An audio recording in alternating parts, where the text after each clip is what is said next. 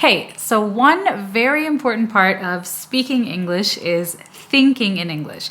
The ability to think in English is super important because it will help you with your fluency, it will help you to speak more naturally, and you won't have to pause and translate things in your mind or translate things on your phone in the middle of conversations.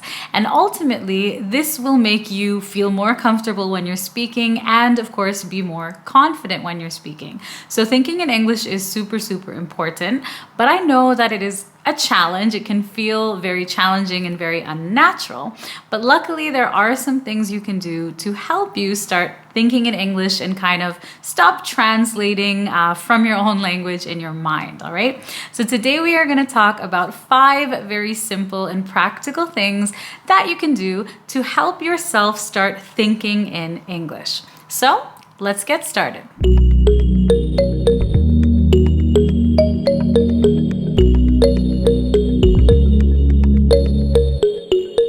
The first thing you can do to start thinking more in English is whenever you are looking up a new word or a new phrase, simply do it in English only rather than translating, all right? So to do this, you can use an online English dictionary, a physical dictionary, or a learner's dictionary. Now, a learner's dictionary is basically a simplified dictionary that explains things in a simpler way, and it's designed specifically for English language learners, all right? So the next time you read or hear or see a new word or a new phrase, if you are someone who reaches for Google Translate and automatically translates it, just stop yourself and instead try looking it up in an English dictionary, okay? And the benefit of this is that you get to read the definition in English and you can also learn the correct pronunciation right away, all right? So there are several benefits to doing this. You're just kind of eliminating your own language and eliminating translation and looking up the word or phrase in English only. So the next thing you can do to help yourself think more in English is to listen without subtitles in your own language. So choose whatever you want to listen to, whether it's a podcast, a movie, a TV show, it doesn't matter, whatever you want, and do not use subtitles in your own language. The reason for this is because as long as there are subtitles or there's text in your own language, you will naturally depend on that text. You will naturally depend on or rely on reading your own language. So sometimes we tell ourselves, oh, I'll just have the text here in case I don't understand, but that's not actually what happens. What happens is you read the text and you don't really listen to the English actively. Instead, the English listening becomes secondary and reading your first language becomes the primary skill that you're actually practicing, all right? So do not listen with subtitles or text in your own language. Instead, listen in English and focus more on getting the general meaning or the main point of whatever you're listening to.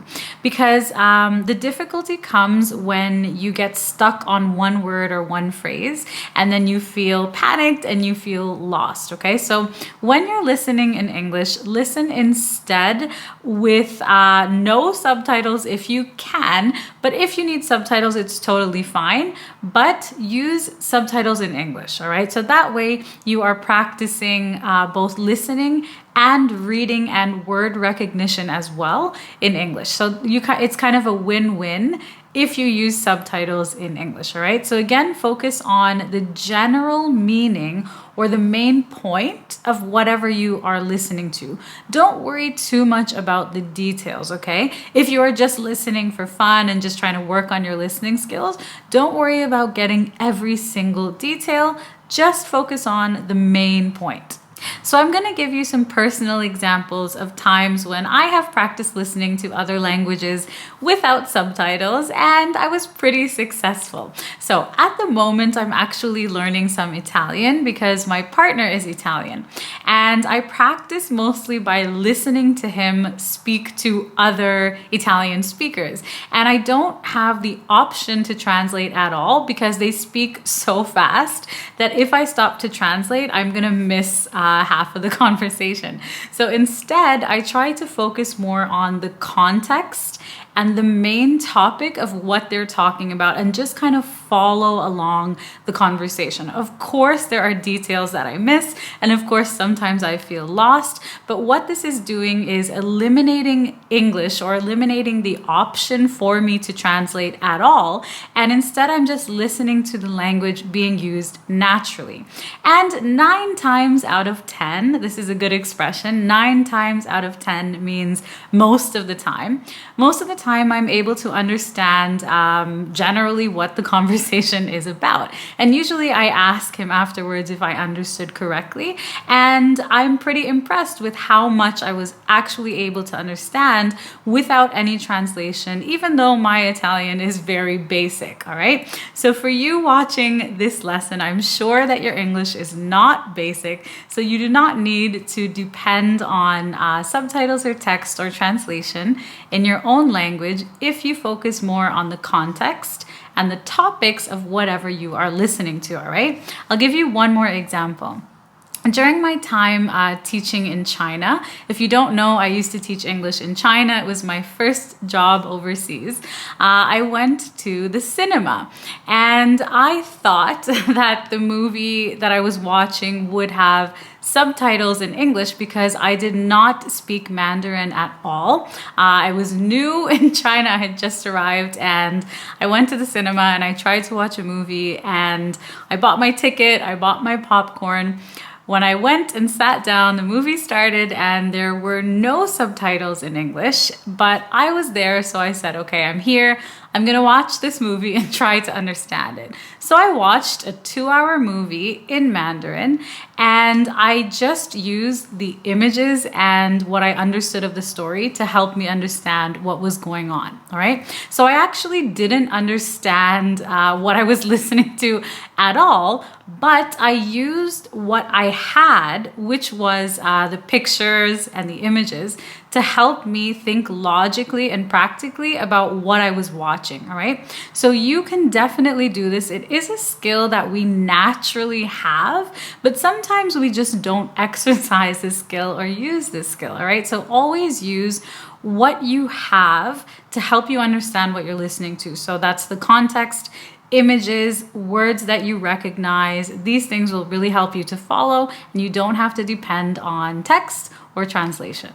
Now, the third thing you can do to help yourself think more in English is to change some daily tasks into English. Now, we have a saying that goes, small changes over time lead to big results. And this is true. This is true for your English, and it's true for many things in life, all right? So for example, imagine that you are trying to lose weight, all right? If you make small changes every day, let's say you change your diet, you start exercising, and you eliminate sugar, you make little changes and you keep doing these things over time, you will end up seeing a big change, all right? And the same goes for your English. If you make small changes consistently over time, eventually you're gonna see some pretty big results, all right? So here's an example of how you can do this. Sit down and make a list of all of the daily tasks that you do or things that you do on a regular basis, even if not every single day. For example, if you watch the news, if you check social media, if you order food, these are everyday tasks or daily tasks, all right?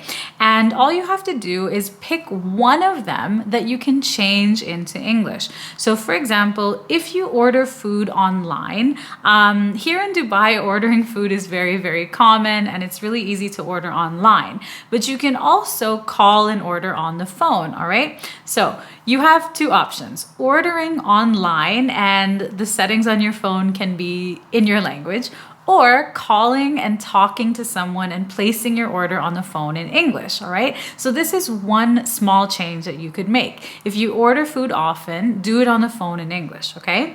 Another example, let's say that you read the news or watch the news every single day in your own language. change this into English. You would get some listening practice and some reading practice, and it's something that you're doing anyway, so it doesn't actually take any more of your time, and it forces you to think in English because you are removing the safety net of your own language, right? Okay, so choose one of these tasks, and then once you are comfortable with doing that one thing in English, choose another task. All right, so if you start off with watching the news or reading the news in English, whenever you feel good and comfortable about that and it becomes a natural habit for you, a natural part of your routine, then you can choose another activity and another activity and another activity. And over time, you're going to see some pretty big results.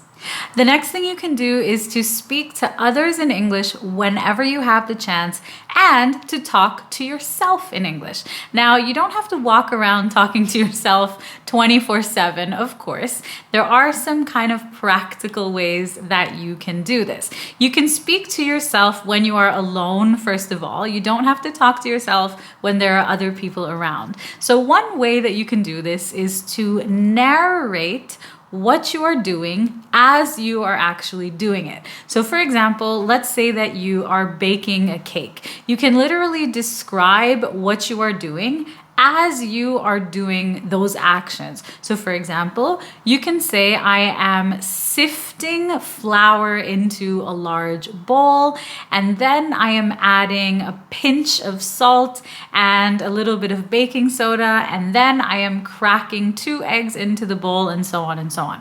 So this example is also very good for practicing the present continuous tense, okay? The present continuous tense. You can also narrate something that you watch, okay? So let's say you play any video clip or TV show and you turn the volume down or turn the sound down. Try to describe what you see happening on the screen as it is happening. This one is quite tricky because videos move very quickly. But both of these tasks are actually activities that I have used in group classes to help people think in English and speak quickly and speak more fluently, okay? So they are effective, I promise you. I know they feel a little bit silly at first, but speaking to yourself, if you don't have the option to speak to someone else, is the next best thing, all right? You do not have to depend on other people to practice your speaking.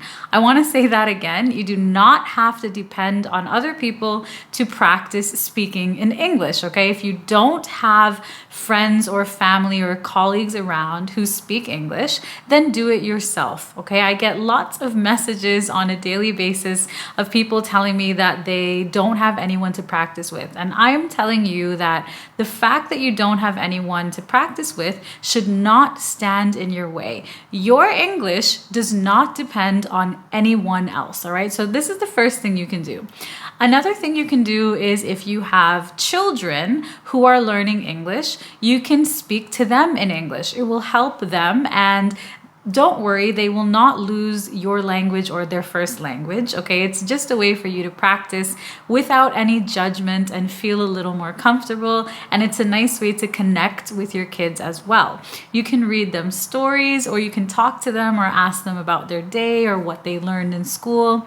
And chances are, if you have a child who is learning English, you will most likely have to speak to their teachers in English, so this will also help you out there, okay?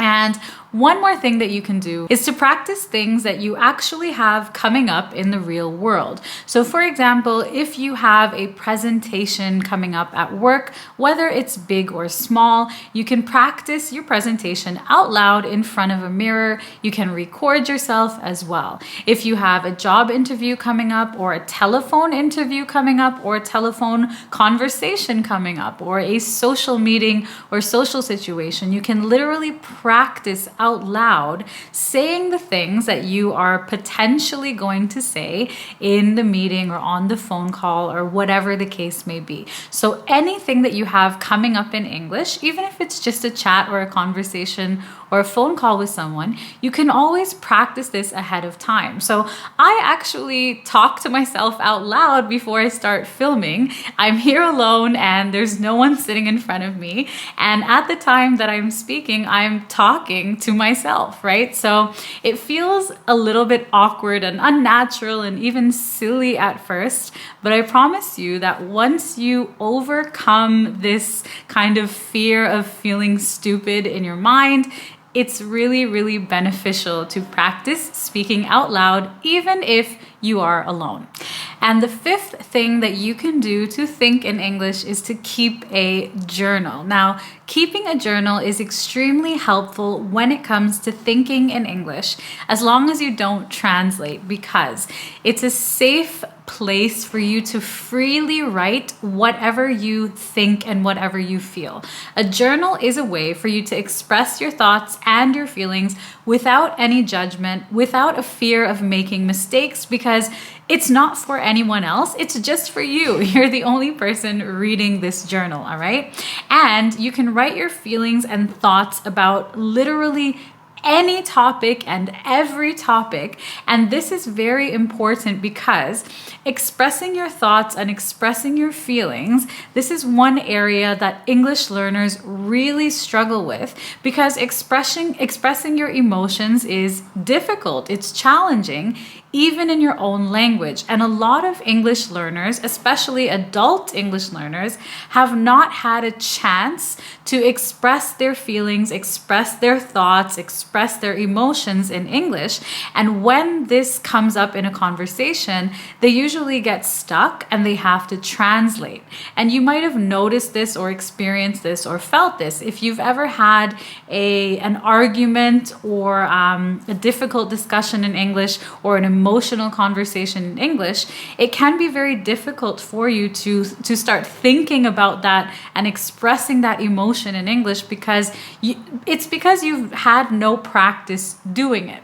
But keeping a journal gives you a chance to practice expressing emotions and expressing feelings in English.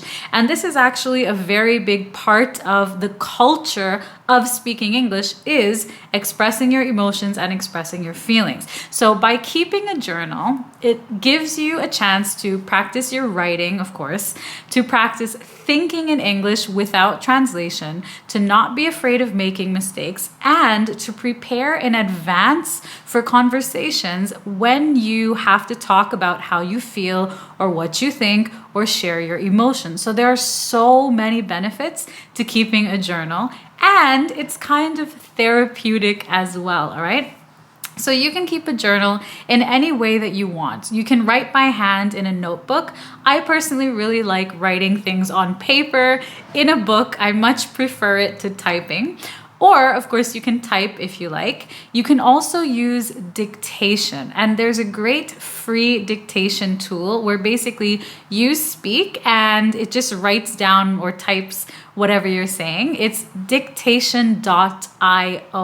I will also link it down below in case you want to check it out. So give that a try. It's a great way as well to practice your pronunciation if you use a dictation tool. So there you have it, 5 practical, realistic, and simple methods that you can use to start thinking in English. Now, I want to challenge you to stop focusing on the reasons why you cannot think in English, you cannot practice your English, you cannot speak English, and instead choose one of the methods from today's lesson and implement it today.